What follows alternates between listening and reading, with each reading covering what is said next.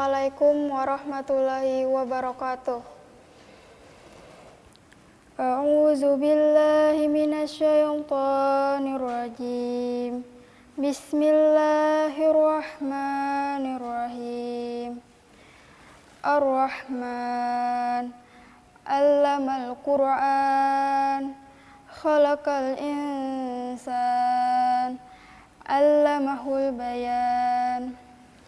As-samsu wal qamaru bihusban, wan najmu was-sajaru yasjudan, was-samaa'a rafa'aha wa wada'al mizan, alla tatghaw fil mizan, wa aqimul wazna bil qisti wa la tukhsirul mizan, wal arda wada'aha lil anam, fiha fakihatu wan nakhlu zatul akmam, wal habbu zul asfi war raihan, fabi ayyi ala'i rabbikuma tukazziban. Sadaqallahul azim. Assalamualaikum warahmatullahi wabarakatuh. Aku berlindung kepada Allah dari godaan syaitan yang terkutuk. Dengan menyebut nama Allah yang Maha Pengasih lagi Maha Penyayang. Allah yang Maha Pengasih, yang telah mengajarkan Al-Quran. Dia menciptakan manusia, mengajarkannya pandai berbicara. Matahari dan bulan beredar menurut perhitungan, dan tumbuhan serta pepohonan keduanya tunduk kepadanya, dan langit telah ditinggikannya, dan Dia ciptakan keseimbangan agar kamu jangan merusak keseimbangan itu.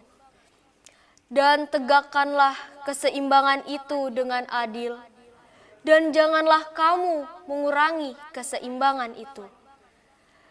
Dan bumi telah dibentangkannya untuk makhluknya. Di dalamnya ada buah-buahan dan pohon kurma yang mempunyai kelopak mayang, dan biji-bijian yang berkulit, dan bunga-bunga yang harum baunya. Maka nikmat Tuhanmu yang manakah yang kamu dustakan? Maka nikmat Tuhanmu yang manakah yang kamu dustakan? Maha benar Allah dengan segala firman-Nya.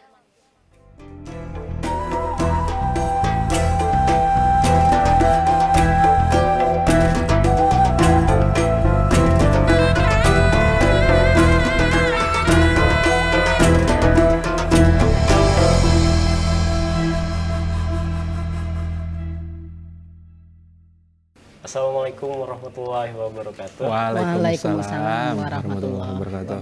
Alhamdulillah pemirsa SSTV hari ini tidak terasa sudah memasuki hari ke-15. Dan bersama kita di acara Gemar Ramadan.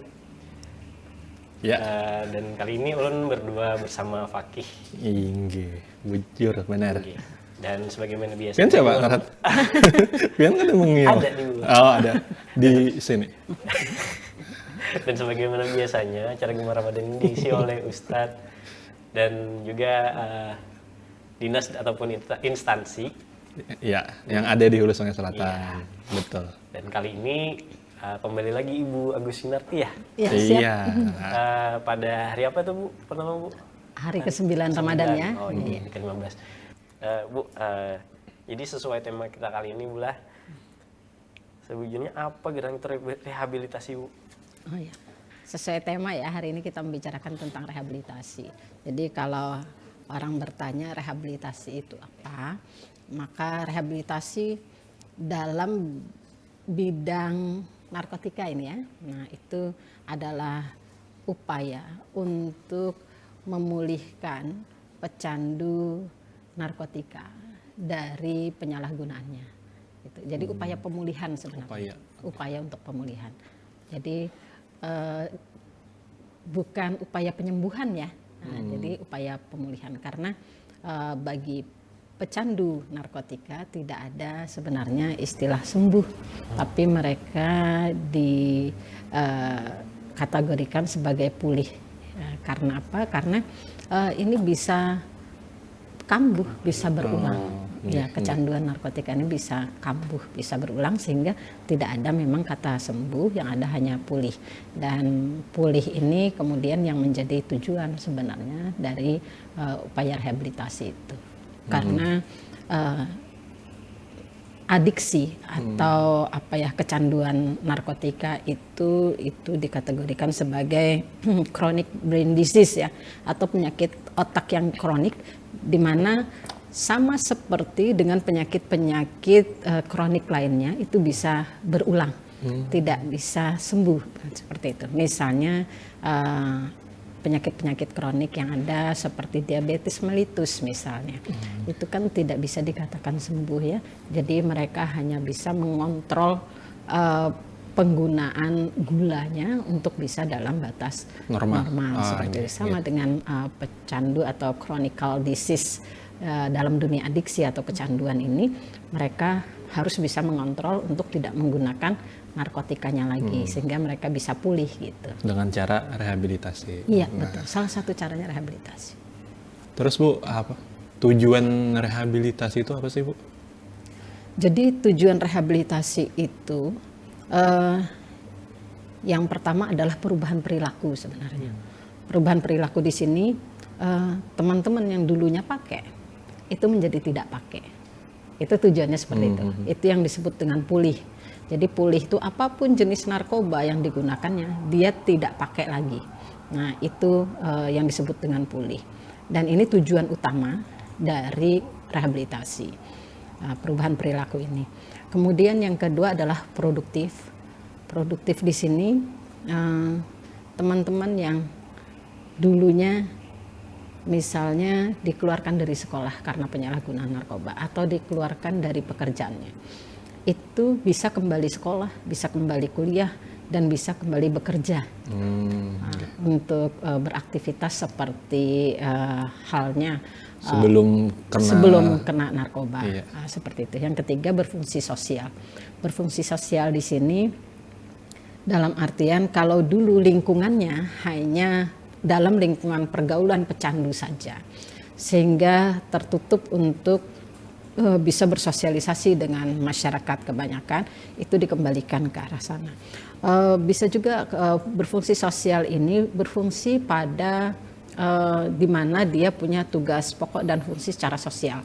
Misalnya seorang suami, seorang ayah yang dulunya pecandu, yang dulunya setelah mencandu narkoba tidak lagi peduli pada keluarga, tidak lagi peduli pada istri dan anak, itu dikembalikan untuk bisa berfungsi sosial, menjadi suami, menjadi ayah bagi anak-anaknya, seperti itu kira-kira. Itu Bu, kalau untuk pelayanannya itu rehabilitasinya ada di mana aja Bu? Jadi rehabilitasi ini sebenarnya ada rehabilitasi medis, ada rehabilitasi sosial. Kalau rehabilitasi medis itu amanahkan dalam Undang-Undang 35 2009 kepada Kementerian Kesehatan beserta dengan seluruh jajarannya di tingkat daerah gitu ya. Kemudian rehabilitasi sosial diamanahkan kepada Kementerian Sosial beserta dengan seluruh jajarannya sampai ke wilayah. Nah, untuk BNN sendiri ini menerapkan mix ya. Rehabilitasi medis sekaligus rehabilitasi sosial di situ. Rehabilitasi medis sendiri adalah upaya untuk menangani kecanduannya dengan upaya-upaya medis dan farmakoterapi. Misalnya nih teman-teman kita yang dulunya menggunakan opioid ya, golongan narkotika, golongan opioid, heroin, morfin, putau gitu. Itu kemudian di terapi di Kementerian Kesehatan itu dengan menggunakan rumatan metadon. Jadi narkotikanya diganti dengan metadon yang kemudian tapering off secara bertahap, dikurangi dosisnya. Seperti itu. Itu antara lain salah satu treatment medis. Nah, kemudian untuk terapi sosial ini adalah merubah kognitif dari pecandu agar dia dapat pulih atau menahan ya, abstinen. Nah, abstinen di sini artinya tidak menggunakan lagi dengan cara mengubah pola pikir dan pola perilaku kesehariannya. Nah, dan di sesi ini pentingnya rehabilitasi sosial berupa penguatan-penguatan dari sistem pendukung. Jadi ada support system yang harus dimiliki oleh pecandu narkotika ini dalam upaya rehabilitasi. Support system ini yang sangat berarti dalam upaya pemulihannya. Seperti itu. Jadi ada rehab medis, ada rehab sosial. Namun untuk lembaga rehab sendiri ini tidak semua tempat ada, gitu ya. Untuk BNN, seluruh BNN provinsi dan kabupaten kota itu ada klinik Pratama ya. Yang antara lain klinik Pratama ini melakukan upaya rehabilitasi bagi pecandu dan penyalahguna narkoba. Untuk dari Kementerian Kesehatan sendiri itu ada Menteri Kesehatan menunjuk puskesmas atau rumah sakit tertentu yang memang sudah memenuhi syarat untuk bisa melayani pecandu narkotika, seperti itu. Ini Bu, tadi sekian kan ada yang dari kementerian kan ya, terus ada juga lembaga. Ini kalau misalkan si masyarakat ini ingin rehabilitasi mandiri itu bisa nggak Bu? Bisa. Bisa. Bisa. Kecuali pian ditolak. Enggak ya. Enggak ya. Enggak ada diskriminasi ya untuk pelayanan. Sebenarnya layanan rehabilitasi ini menjadi bagian integral dari layanan kesehatan sebenarnya gitu. Jadi semua masyarakat yang memang membutuhkan rehabilitasi bisa mengakses layanan ini. Gitu. Jadi boleh mandiri. Boleh mandiri. Kita sebenarnya berharap pecandunya sendiri yang datang gitu, minta bantuan untuk rehabilitasi. Tapi pada kenyataannya jarang sekali ya yang begitu ya. Karena malu. Iya betul, biasanya dibawa oleh kadang keluarga. malu ini orangnya nggak tahu kayaknya. Oh iya. Jadi ya, bisa apa orang tuanya gitu. Iya. Ke BNN. Iya betul, kebanyakan dari keluarga yang mengantar ke klinik ya, ke BNN gitu untuk rehabilitasi. Prosedurnya Bu apa aja Bu kalau mau rehabilitasi? Mudah ya. Yang pertama yang bersangkutan beserta dengan keluarga atau mungkin penanggung jawab atau wali kalau masih di bawah umur ya, itu datang ke IPWL namanya, Institusi Penerima Wajib Lapor. Boleh di BNN, boleh puskesmas yang melaksanakan rehab, boleh rumah sakit yang melaksanakan rehab, atau boleh tempat-tempat rehabilitasi swasta lainnya yang memberikan layanan rehab. Nah, datang ke sana, kemudian biasanya ada inform consent, lembar persetujuan yang harus ditandatangani oleh klien dan keluarganya. Nah, baru setelah menandatangani inform consent, klien atau pecandunya ini dilakukan asesmen oleh asesor. Asesor ini bisa dokter, bisa asesor yang dilatih, tenaga kesehatan perawat, psikolog gitu. Nah, dari hasil asesmen ini nanti yang menentukan rencana terapi. Apakah dia membutuhkan rawat jalan atau butuh rawat inap. Nah, setelah dilakukan asesmen dan dilakukan rencana terapinya, ini akan dikomunikasikan kepada klien dan keluarganya gitu. Jadi kalau memang disetujui, maka program rehabilitasi bisa jalan. Jadi simpel sebenarnya, mudah ya. Sama seperti masyarakat yang ingin mengakses layanan kesehatan lainnya. Sama gitu. Jadi tidak berbelit-belit kok, mudah-mudah untuk layanan rehabilitasi. Berarti nggak harus terjerat hukum dulu ya kalau mau rehabilitasi. Biasanya kan orang kayak di TV-TV kan biasanya apa gara-gara terjerat kasus terus ya artis terus rehab gitu. Berarti meskipun apa nggak terjerat, belum terjerat kayaknya. Seharusnya kan terjerat ya kayak gitu ya. belum ditangkap aja tuh, jadi bisa kan gitu Bu. Jadi itu memang kategorinya ada yang volunteer, ada yang compulsory ya. Yang voluntary ini artinya yang dengan sukarela melaporkan diri untuk mendapatkan rehabilitasi. Nah, yang Masnya sampaikan tadi ketangkep dulu gitu, ketangkep aparat dulu lah gitu kan. Nah, itu namanya compulsory. Jadi iya, dilakukan rehabilitasi karena ketangkep gitu. Nah, itu namanya compulsory. Jadi ada dua rehabilitasi ini, yang voluntary seperti yang saya sampaikan tadi, sukarela dari pecandunya sendiri atau diantar oleh keluarga atau orang bertanggung jawab. Kalau yang compulsory itu biasanya diantar oleh aparat penegak hukum ya, seperti itu. Apa? Ini Bu, untuk program rehabilitasinya itu seperti apa Bu? Programnya. Jadi program rehab itu ada rawat jalan, ada rawat inap. Sama kan kayak penyakit lainnya ya. Ada Masnya juga sering kalau sakit mengakses layanan kesehatan bisa rawat jalan, bisa rawat inap ya. Jadi untuk program rehabilitasi rawat jalan itu klien bisa mengakses layanan di tempat rehabilitasi, mengikuti prosedur sesi-sesi konseling ya. Sesi konseling yang waktunya disepakati antara terapis dengan klien seperti itu. Dan ini membutuhkan waktu sekitar 2 atau 3 bulan rawatan jalan, tergantung dari progres perkembangan kliennya seperti itu. Kalau misalnya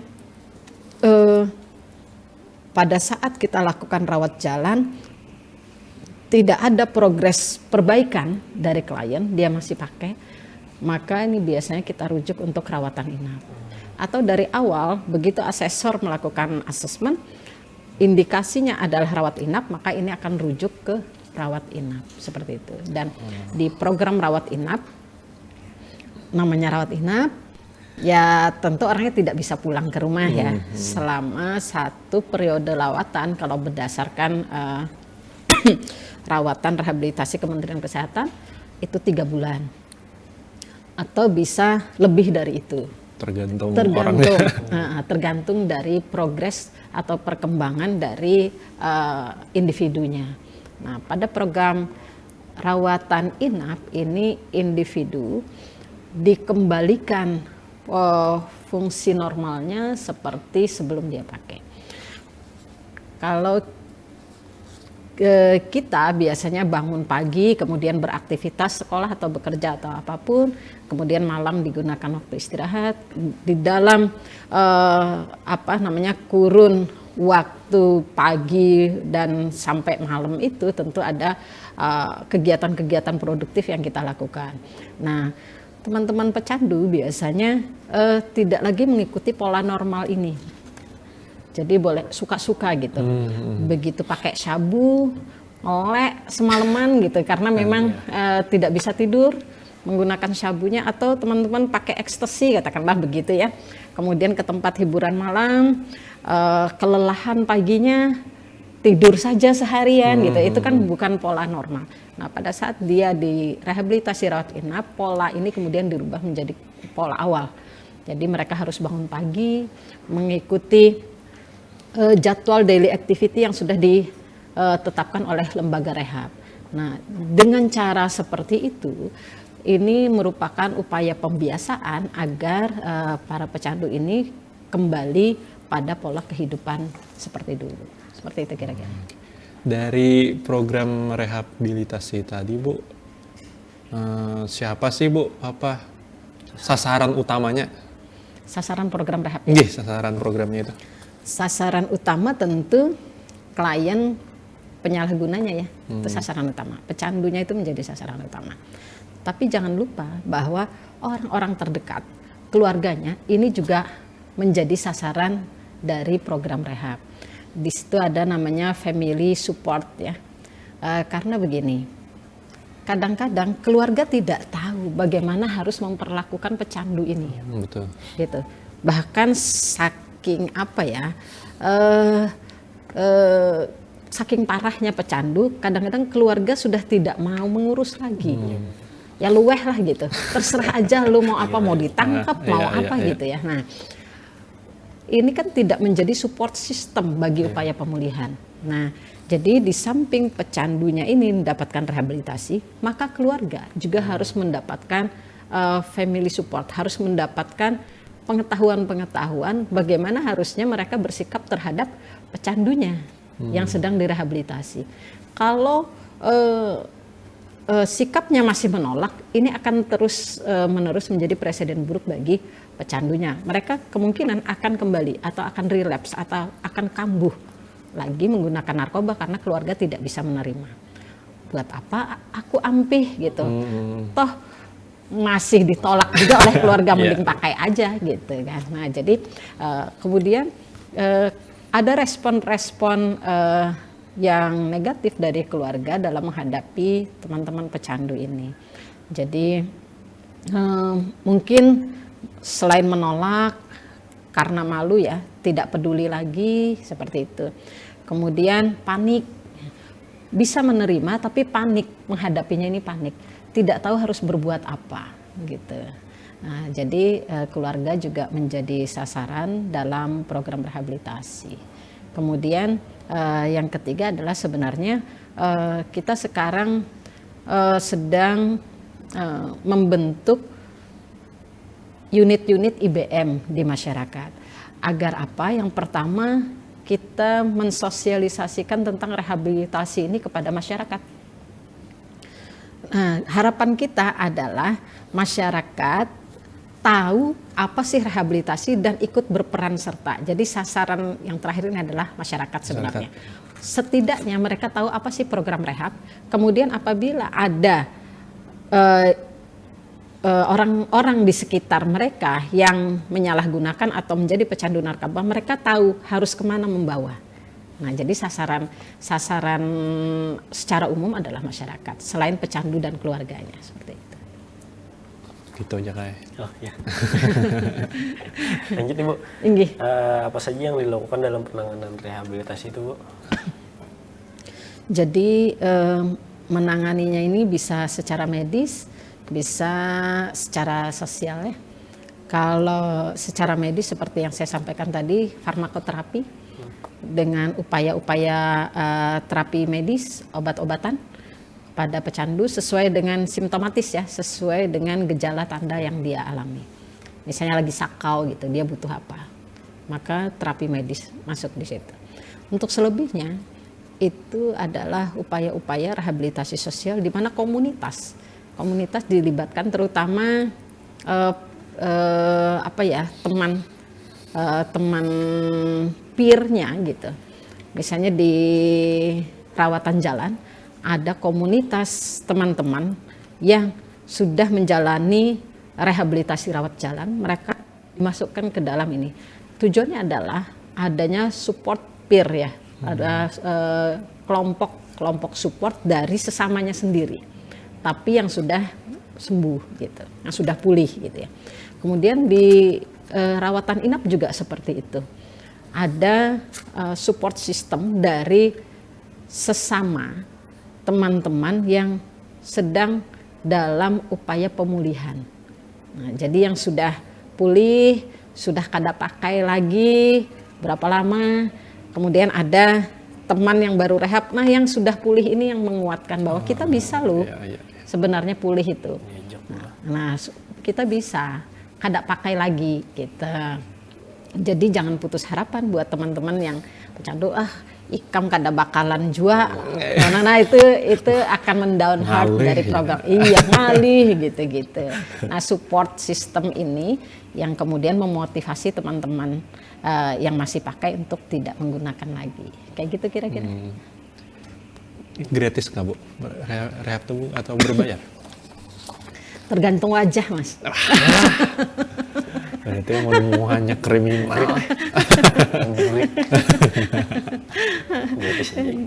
Just kidding, bercanda ya. Jadi ada yang gratis, ada yang berbayar. Kalau lembaga rehabilitasi milik BNN itu sampai saat ini masih free ya, masih gratis. Artinya disupport oleh pemerintah dalam pembiayaannya.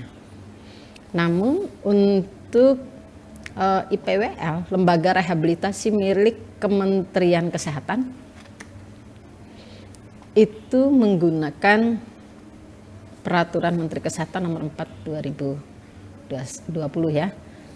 Jadi di situ berbayar, gitu. Misalnya nih, kalau di Kalsel ada tempat rawatan inap bagi upaya rehabilitasi di Sambanglihum, Rumah Sakit Sambanglihum. Nah, itu berbayar dengan pola tarif.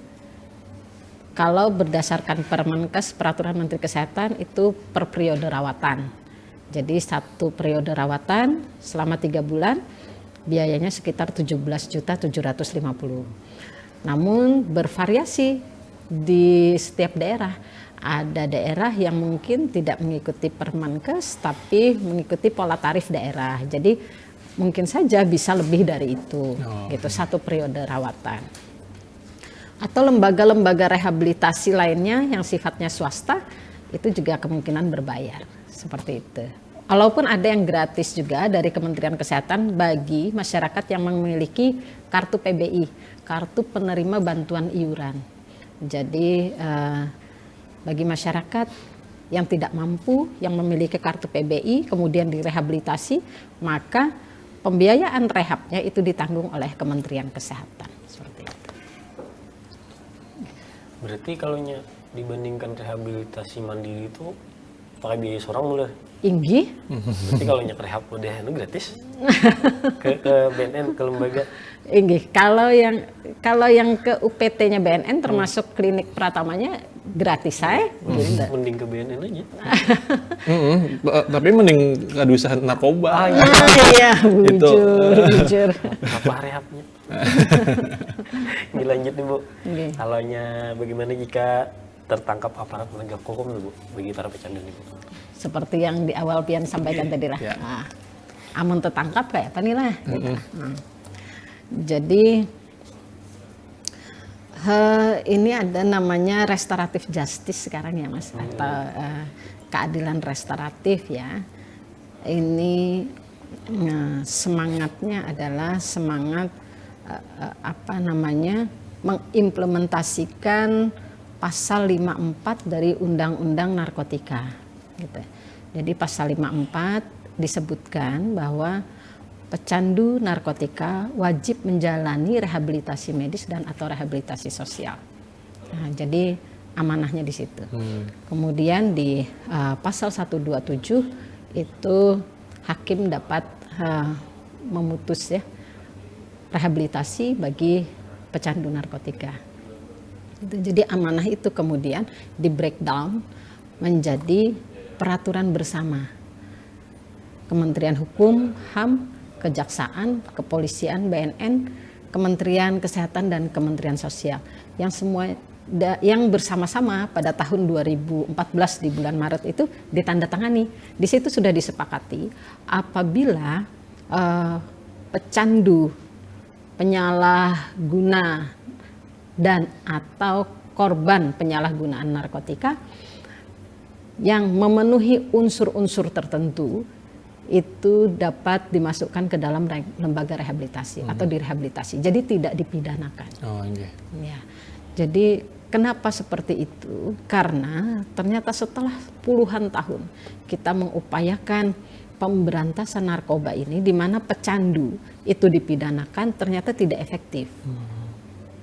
Nah, jadi ada Colombo Plan di mana kesepakatan negara-negara di dunia yang kemudian berdasarkan evidence base ternyata pecandu itu lebih baik direhabilitasi daripada dipidanakan. Nah, dipidanakan bisa saja mereka pakai lagi, gitu ya. Kemudian pada saat dipidanakan mereka tidak hanya bertemu dengan sesama pecandu tapi juga jaringan. Terkumpul ada situ-situ aja. Nah, ada bandar, ada pengedar, justru saling belajar. Yang dulunya masuk dalam penjara hanya sebagai pecandu, keluar jadi punya jaringan, jadi pengedar gitu, masuk dalam jaringan peredaran narkotika. Nah, ini yang tidak diharapkan. dan melihat kemudian kondisi bahwa lapas seluruh Indonesia overload untuk kasus narkotika seperti itu, sehingga berdasarkan pertimbangan-pertimbangan kemudian pemerintah melalui instansi terkait yang saya sebutkan tadi, Kemenkumham, Kejaksaan, Kepolisian, BNN dan Kementerian Kesehatan, Kementerian Sosial bersepakat untuk menempatkan pecandu narkotika ini ke dalam lembaga rehabilitasi dalam rangka yang pertama mengurangi prevalensi angka penyalahgunaan. Yang kedua, memulihkan pecandu sehingga tidak ada lagi demand atau permintaan, mengurangi permintaan terhadap narkoba gitu, seperti itu. Jadi kalau tertangkap ini bisa direhabilitasi apabila memenuhi syarat-syarat tertentu gitu, dan itu ada di surat edaran Mahkamah Agung nomor 4 tahun 2010. Kemudian diejawantahkan di masing-masing institusi. Kalau dari BNN sendiri ada peraturan kepala BNN nomor 11 tahun 2014 bagaimana tata cara pelaksanaan rehabilitasi bagi pecandu narkoba yang tertangkap tangan oleh aparat penegak hukum. Kemudian ada lagi peraturan kepolisian nomor 8 tahun 2021 dan peraturan Jaksa Agung nomor 18 tahun 2021 juga yang sebenarnya sama ya, muaranya pada bagaimana penanganan pecandu narkotika berdasarkan keadilan restoratif.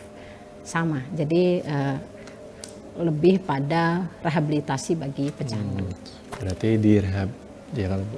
Iya, siap. Kecuali pasal berlapis kayaknya. Misalnya contoh maaf membunuh. Ya. Ada jaya lah itu membunuh tapi Pakai pecandu. narkoba. Nah, itu berarti yang muncul nanti pembunuhannya ya, asal pembunuhannya ya. Iya, seperti itu. Atau begini Mas, dia pakai tapi dia juga masuk dalam jaringan peredaran narkotika. Nah, itu kan tidak bisa. Ada beberapa syarat sebenarnya. Jaringannya itu ya yang ininya. Iya, yang pertama dia bukan residivis, kemudian tidak terlibat dalam jaringan narkotika baik nasional maupun internasional, kemudian hasil tes urin positif gitu. Kemudian pada saat asesmen oleh tim medis memang dinyatakan sebagai pecandu. Kemudian pemakaiannya, barang buktinya kurang dari hanya 1 hari penggunaan. Misalnya kalau syabu itu maksimal 1 gram. Kalau lebih dari 1 gram itu tidak juga bisa direhabilitasi, nggak bisa gitu. Karena ada ketentuan-ketentuan yang mengaturnya. Seperti itu. Apabila memenuhi syarat, maka tim bisa merekomendasikan rehabilitasi dan hakim pun bisa memutuskan untuk rehabilitasi. Namun jika tidak memenuhi syarat, maka kewenangan keputusan ada pada hakim. Ya seperti itu. Pak, terjawabkah semua? Terjawab. Panjang lebar Ibu, makasih Ibu. Mungkin sebelum menutup mungkin ada pesan dan saran ke Bu? Untuk warga Hulu Sungai Selatan. Kamera di situ. Ya siap. Bagi masyarakat Kabupaten Hulu Sungai Selatan, kami menyampaikan pesan apabila ada saudara, ada keluarga, kerabat, teman yang menjadi pecandu narkotika, silahkan dilaporkan datang ke institusi penerima wajib lapor untuk mendapatkan rawatan rehabilitasi untuk upaya pemulihan bagi pecandu narkotika apapun jenisnya. Silahkan datang ke IPWL. Kalau di Kabupaten Hulu Sungai Selatan ada klinik Pratama BNN Kabupaten Hulu Sungai Selatan di Jalan Sudirman nomor 29 Kandangan, atau di rumah sakit pemerintah, Rumah Sakit Haji Hasan Basri ya. Nah, untuk mendapatkan layanan rehabilitasi bagi pecandu, penyalahguna atau korban penyalahgunaan narkotika. Namun rehabilitasi ini adalah jalan akhir. Kami memberikan pesan mencegah lebih baik daripada mengobati. Apapun itu ya. Nah, jadi lebih baik melakukan pencegahan, jadi tidak menggunakan narkoba apapun masalahnya, apapun situasi dan kondisinya. Karena apabila sudah menjadi pecandu, maka tidak hanya merugikan yang bersangkutan sebagai pengguna, tapi merugikan banyak pihak termasuk negara dan keluarga seperti itu. Say no to drug pokoknya. Yes, say no to drug. War apa? War on drugs. War on drugs, Speed up, never let up. Nah, oke, Permisa Hulu Sungai Selatan TV. Demikianlah acara pada hari ini. Semoga kita dapat mengambil hikmah-hikmah, inti-inti sari dari obrolan kita. Obrolan dari Ibu Agus Winarti. Iya. Kameranya situ. Oh, nanti cukup sampai di sini dulu perjumpaan kita kali ini. Assalamualaikum warahmatullahi wabarakatuh.